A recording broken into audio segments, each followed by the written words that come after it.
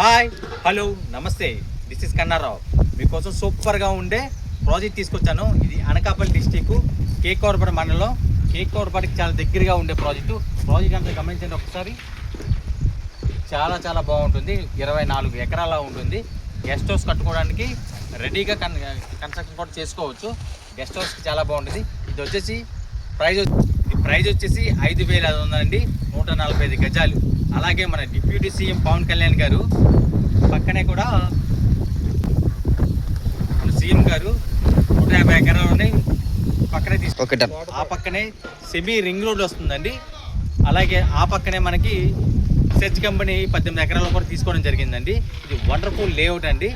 చాలా చాలా తక్కువ ప్రైస్ అండి. 145 గజాల్లోనే 5,500 మాత్రమే.